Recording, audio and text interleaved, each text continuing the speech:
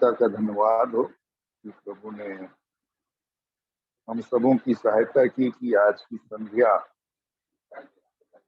हम अपने प्रभु के चरणों में आकर उसकी स्तुति बढ़ाई और प्रशंसा कर सकते हैं। प्रभु ने आज दिन भर मुझे और आपको संभाला, इसलिए हम अपने परमेश्वर पिता का धन्यवाद करते हैं।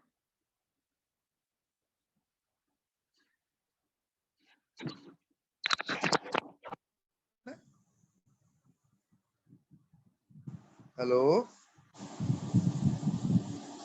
हाँ भैया, आवाज आ रही ना मेरी? जी हाँ जी हाँ जी हाँ, अच्छे से आ रही है।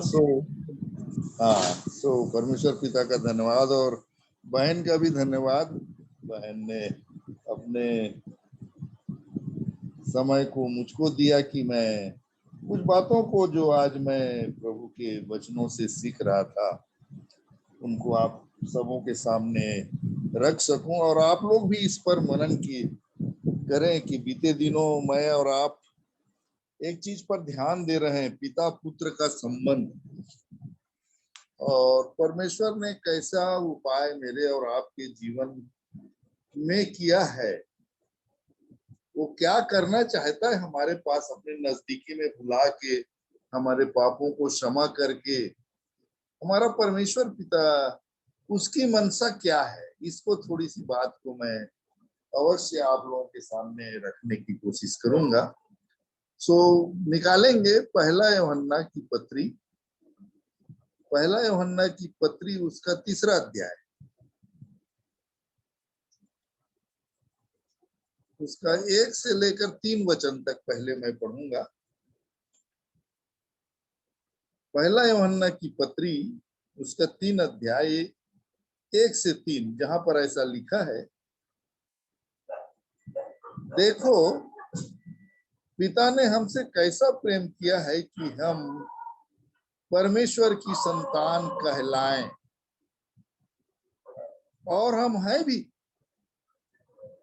इस कारण संसार हमें नहीं जानता, क्योंकि उसने उसे भी नहीं जाना। हे प्रियो, अब हम परमेश्वर की संतान हैं और अभी तक यह प्रकट नहीं हुआ कि हम क्या कुछ होंगे। इतना जानते हैं कि जब वह प्रकट होगा तो हम उसके समान होंगे, क्योंकि उसको वैसा ही देखेंगे जैसा वह है। और जो कोई उस पर आशा रखता है वह अपने आप को वैसा ही पवित्र करता है जैसा वह पवित्र है।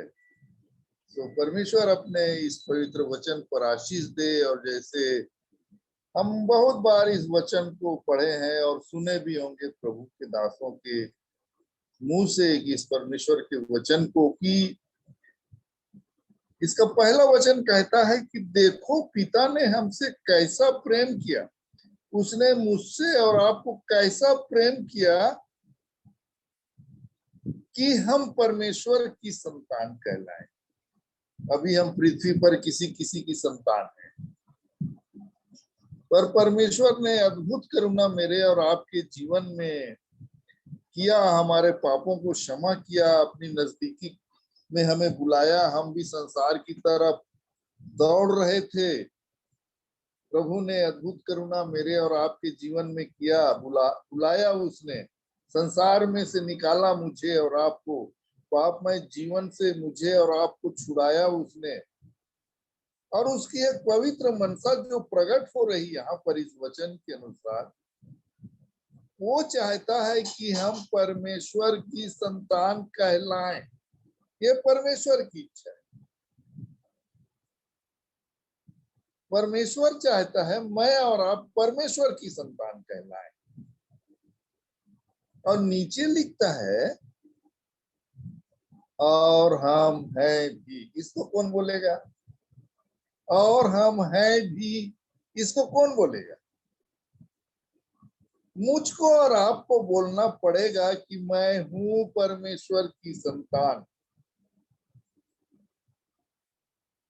इसी को समझने की कोशिश करेंगे। आज मैं इन वचनों पर मन लगाया हुआ था बीते दिनों, क्योंकि हम अपने पारिवारिक मीटिंग में देख रहे थे बाप और बेटे का संबंध। किसी भी परिवार की पहचान ब्लड से होती, खून से रिश्ता होता है। तो जब यीशु का खून मेरे और आपके अंदर लगा, तो वहां उस लोहू के खातिर मैं और आप, जैसे रोमियो 5 अध्याय उसका 9वां वचन देखिए। रोमी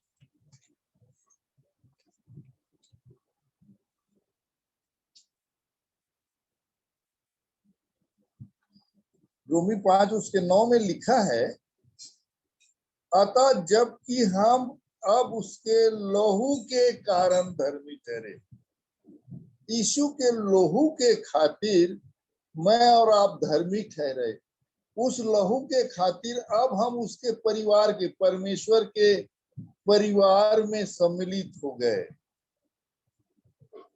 ये अद्भुत करुणा परमेश्वर ने मेरे और आपके जीवन में किया कि गलाती में है, शायद मैं सोचता हूँ गलातियों की पत्र,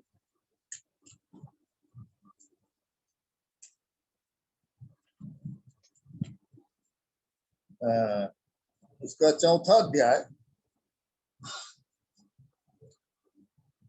एक वचन पढ़ रहा हूं मैं, गलाती 4 उसका 1 वचन। मैं यह कहता हूँ, वारिस जब तक बालक है, यद्यपि सब वस्तुओं का स्वामी है, तो भी उसमें और दास में कुछ भेद नहीं, परंतु पिता के ठहराए हुए समय तक संरक्षकों और प्रबंधकों के वश में रहता है। वैसे हम भी जब बालक थे तो संसार की आदि शिक्षा के वश में होकर दास बने हुए थे, परंतु जब समय पूरा हुआ तो परमेश्वर ने अपने पुत्र को भेजा, जो स्त्री से जन्मा और व्यवस्था के अधीन हुआ, ताकि व्यवस्था के अधीनों को मोल लेकर छुड़ा ले और हमको लेपालक होने का पद मिले। ऐसा परमेश्वर का वचन कहता है कि मैं और आप उसके लेपालक पुत्र हैं और पुत्रियां हैं, उसके लोहू की वजह से, उस क्रूस के बलिदान की वजह से यीशु मसीह ने परमेश्वर पिता से मेरा और आपका संबंध करा दिया। तो एक व्यक्ति यहाँ पर अपन लोग देखे कि उसके लोहू के खातिर मैं और आप धर्मी ठहर गए। और रोमी 1 का 3 वचन को देखिए तो,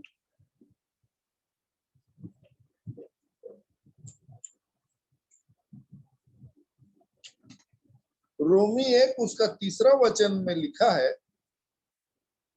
अपने पुत्र हमारे प्रभु यीशु मसीह के विषय में प्रतिज्ञा की थी, जो शरीर के भाव से तो दाऊद के वंश से उत्पन्न हुआ और पवित्रता की आत्मा के भाव से मरे हुओं में से जी उठने के कारण सामर्थ्य के साथ परमेश्वर का पुत्र ठहरा। ऐसा परमेश्वर का वचन बताता है कि वो शरीर के भाव से तो दाऊद के वंश से उत्पन्न हुआ। यीशु के बारे में मैं और आप भी शरीर के भाव से भिन्न भिन्न परिवारों से हैं, पर पवित्रता की आत्मा के भाव से मरे हुओं में से जी उठने के कारण सामर्थ्य के साथ परमेश्वर का पुत्र ठहरा। तो मैं और आप भी कब परमेश्वर के पुत्र ठहरेंगे? मरे हुओं में से जी उठने के द्वारा। मरा हुआ जीवन क्या है? वो पापमय जीवन। वहां से छुटकारा जब हो गया, जब मैं और आप जीवित हो गए, तो मैं और आप परमेश्वर के पुत्र ठहरे, परमेश्वर के पवित्र पुत्र और पुत्रियां ठहर गए। पर आगे ये वचन मुझको और आपको सिखाता है उसका चौथा वचन को देखिए। तीसरा वचन का शुरुआत कैसे करता है? जो कोई उस पर आसर, जो कोई से शुरू करता है। तो यहाँ पर देखिए तीसरे वचन में जो कोई, चौथे वचन के शुरुआत में जो कोई पाप करता है वह व्यवस्था का विरोध करता है। फिर छठवें वचन को शुरुआत में देखिए तो लिखा है जो कोई उसमें बना रहता है। जो कोई पाप करता है उसने ना तो उसे देखा ना उसको जाना है। आठवां वचन शुरू करता है जो कोई पाप करता है शैतान की ओर से है। नौवां वचन शुरू करता है जो कोई परमेश्वर से जन्मा है। फिर 10वां वचन कहता है जो कोई धर्म के, मतलब जो कोई, हम, मैं और आप परमेश्वर के पुत्र और पुत्री तो ठहर गए, पर यहाँ पर चालू करता है वचन जो कोई, इनमें से जो कोई। तो जो कोई में चौथा वचन क्या कहता है देखिए तो, पहले 1:3 का चौथा वचन, जो कोई पाप करता है वह व्यवस्था का विरोध करता है और पाप तो व्यवस्था का विरोध है। पुत्र हैं पर यदि पाप कर रहे हैं तो बहुत सावधानी रखने की आवश्यकता है मुझे और आपको।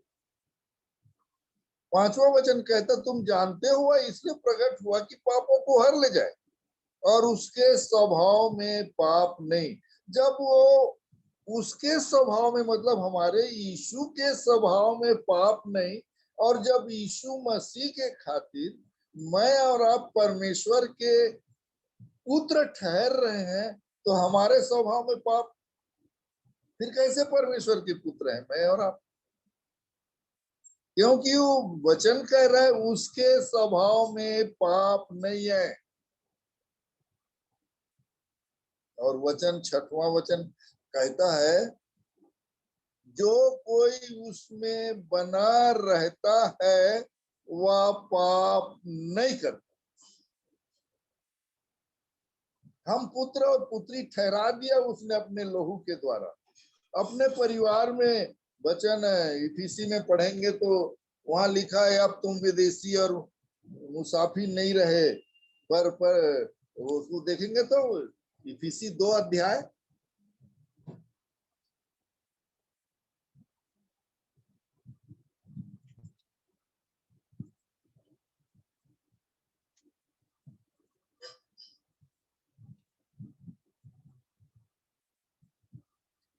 उन्नीस वचन, इफिसी 2 का 19 वचन, जहां पर ऐसा लिखा है इसलिए तुम अब विदेशी और मुसाफिर नहीं रहे परंतु पवित्र लोगों के संगी, स्वदेशी और परमेश्वर के घराने के हो गए। बोलता है किसके घराने? मैं और आप किसके घराने के हो गए?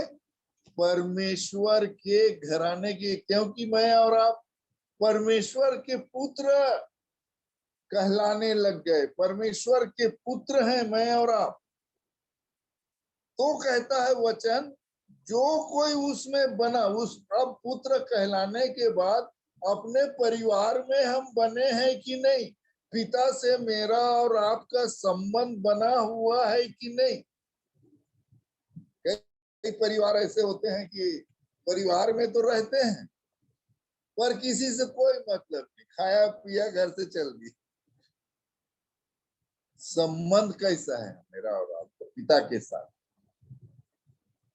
तो जो को उसमें बना रहता है वह पाप नहीं करता। जो कोई पाप करता है उसने ना तो उसे देखा है और ना उसे जाना है, ऐसा परमेश्वर का वचन कहता है।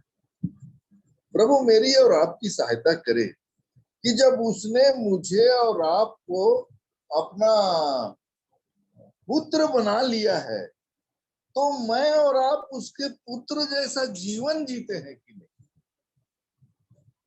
आज ही मैं अपने जीवन के बारे में सोच रहा था जब इसी वचन को पढ़ा कि उसका वो उसमें पाप नहीं और उसके स्वभाव में पाप नहीं, ऐसा परमेश्वर का वचन सिखा रहा है मुझको कि यदि मैं इस क्यों पर फिलिप्पी 2:5 में बोलता है तुम्हारा स्वभाव मसीह यीशु के जैसा हो जाए, ऐसा बोलता है।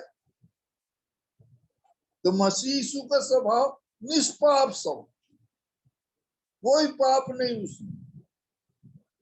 और जब उसने मुझे और आपको भी बुलाया अपने नजदीकी में, बुलाहट दी है और उसकी मनसा है कि मैं और आप परमेश्वर के पुत्र कहलाएं, तो जो मैं और आप उसके पुत्र और पुत्रियां हैं, कैसा है मेरा और आपका स्वभाव? आज भी हम एक दूसरे से घृणा करने वाले, मन में दूसरे के लिए निगेटिव विचार रखने वाले कैसे हैं? क्योंकि वो वचन बता उसके स्वभाव में पाप नहीं, ऐसा बोलता है। मैं इसी पर आज काफी देर तक सोचता रहा अपने जीवन, उसके स्वभाव में पाप नहीं और मेरे स्वभाव में। मैं आपको मालूम है अपनी बहन चांदू के साथ हमेशा संगति करता रहता हूँ परमेश्वर के वचन, और जब भी बहन से बातचीत कैसे सिस्टर क्या है कैसा, भैया मैं वो हार जाता हूँ। मैं इतना कोशिश करती हूँ वचन के अनुसार मेरा जीवन गुस्सा ना करूं, पर मैं गुस्सा कर ही डालती। वो जब से मैं संगति कर रहा हूँ बहन से, तब से आज तक वही बोलती है कि मेरा ये स्वभाव बदलता नहीं, ऐसा बोलती। प्रभु दया करे मेरे और आप पर प्रियो, क्योंकि यहाँ पर 8वां वचन बताता है कि परमेश्वर का पुत्र इसलिए प्रकट हुआ है कि वह शैतान के कामों को नाश करे। जो मेरे जीवन में शैतान के काम है, जब यीशु मेरे जीवन में प्रकट हो गया, मेरे जीवन में आ गया, मेरे अंदर रहने लगा, तो इसलिए आया कि शैतान के कामों को नाश करे। वचन में लिखा है वो इसलिए प्रकट हुआ कि शैतान के कामों को नाश करे। जो कोई परमेश्वर से जन्मा है वह पाप नहीं करता, क्योंकि उसका बीज उसमें बना है। बीज मतलब ये परमेश्वर का वचन बना रहने से लिखा है, क्योंकि उसका बीज उसमें बना रहता है और वह पाप कर ही नहीं सकता क्योंकि परमेश्वर से जन्मा है। कैसा अद्भुत वचन है मेरे प्रियो। यदि मैं और आप अपने आप को परमेश्वर का पुत्र और पुत्री कह रहे हैं, कैसा है स्वभाव मेरा और आपका? मैं और आप अपने जीवन में देखते हैं तो बहुत से मामलों में आज भी कोई किसी से हारा हुआ है, कोई किसी कहीं पर कमजोर है, कोई कहीं पर कमजोर है। प्रभु सहायता करे कि हम उस यीशु के स्वभाव में आए। यीशु का स्वभाव, तो जब तक वचन बोलते हैं कि मैं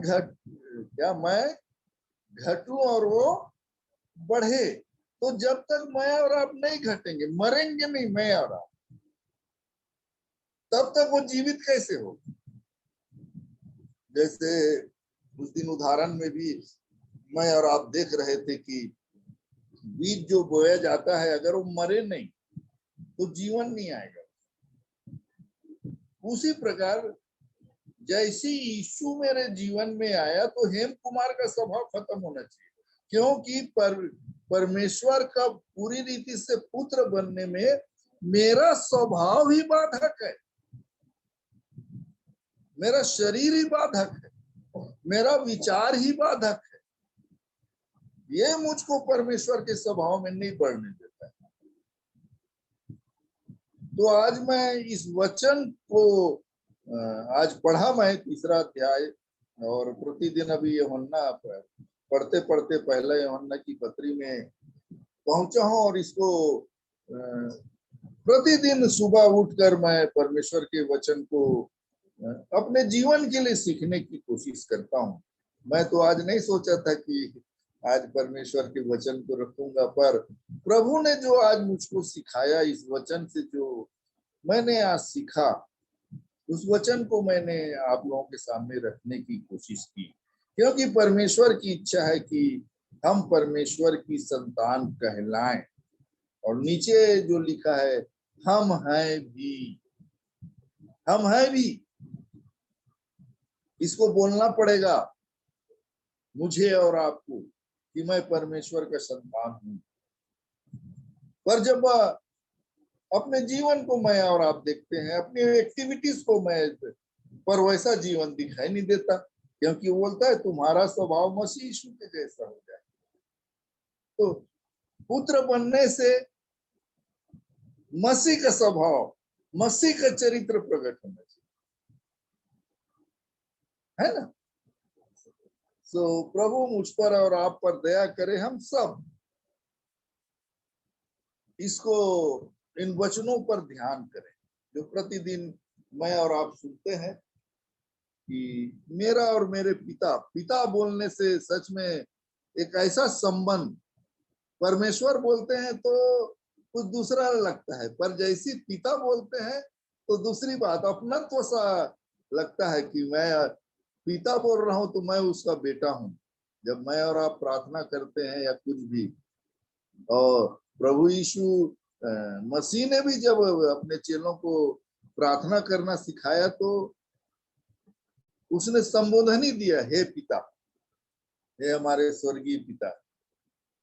तो प्रभु मेरी और आपकी सहायता करे, हम सब अपने जीवन को देखें कि सचमुच मैं परमेश्वर का बेटा हूं या बेटी हूं। अगर बेटा और बेटी हूं, स्वभाव कैसा है मेरा और आपका, हमारी सोच कैसी है, हमारी दौड़ धूप कैसी है, कैसा जीवन मैं और आप जीते हैं। क्योंकि मसीही जीवन प्रैक्टिकल लाइफ है ना भाई। मसीही जीवन प्रैक्टिकल जीना पड़ेगा, जीवन देने आया, जीवन की बात करता है परमेश्वर का वचन। तो वो स्वर्गीय जीवन हमारे पास है नहीं, उस स्वर्गीय जीवन को यीशु लेके आया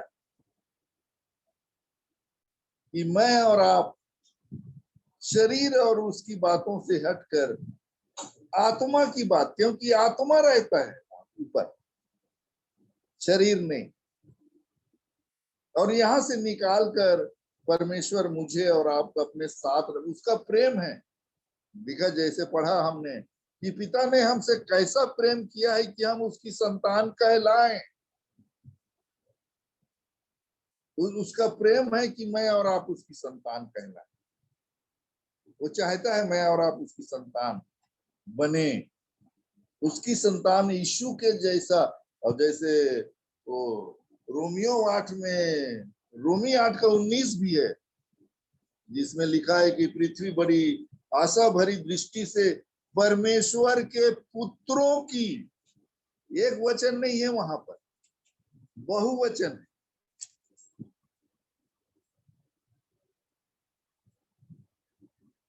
प्रीतो काम थे, तो रोमियो 8 का 19 वचन,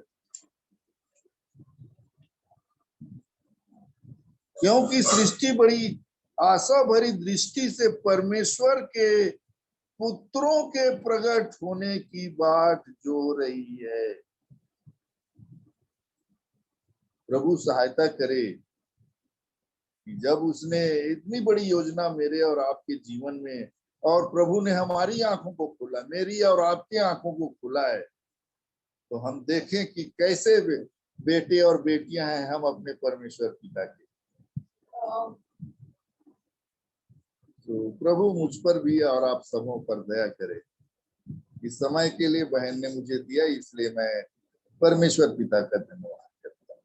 प्रभु हम सबको आशीष दे। धन्यवाद। प्रभु का धन्यवाद, प्रभु को महिमा मिले। जैसे ही मैंने प्रार्थना किया, प्रभु आत्मा में मुझको हेम भैया के लिए बताया, और सच में आज के जीवित वचन से हर लाइन जो मैं सुनते गई कि देखो पिता ने हमसे कैसा प्रेम किया, ये सेंटेंस जैसे ही उन्होंने शुरू किया तो एकदम हृदय में लग गया। कैसा प्रेम, वाकई में वो बहुत ही विस्तृत है। और फिर उन्होंने जो कहा कि जब वो प्रकट होगा तो हम उसके समान होंगे, तो हमको ये बोलना है कि हम उसके कहलाए भी, उसकी संतान है, हम परमेश्वर की संतान कहलाए, ये हमको बोलना है वाकई में। और वो जब बोल रहे थे कि परमेश्वर का और मेरे साथ संबंध कैसा है, कई घर में ऐसा रहता है कि बस खाए पिए निकल गए, बातचीत नहीं रहती।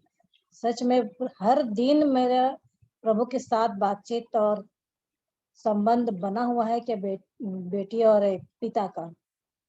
हर बात को देखते गई, मैं चेक करते जा रही थी। और जो कोई ऐसा पढ़े वो लग रहा था वाकई में कि जो कोई इन्हें मैं, और उसके स्वभाव में पाप नहीं, तो ये और अधिक। कई बार पढ़े पर भैया जैसे ये शब्द बोल रहे हैं, स्वभाव में पाप नहीं कहीं। वाकई में ये तो बहुत ही बड़ी बात है चेक करने के लिए। और जो कोई परमेश्वर से जन्मा वो पाप नहीं करता, उसका बीज उसमें बना रहता है।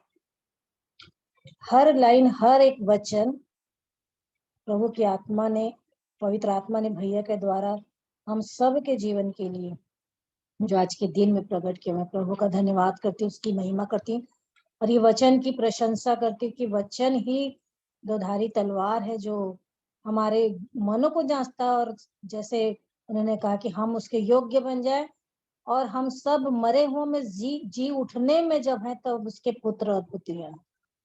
शरीर के भाव से तो हम हैं, लेकिन आत्मा के भाव से मरे हुए में से जी उठेंगे तभी उसके बेटा बेटी रहेंगे। सारी बातों में प्रभु यीशु मसीह को महिमा मिले, पवित्र आत्मा को महिमा मिले। आगे का भाग बेटे अमन को सौंपती हूँ।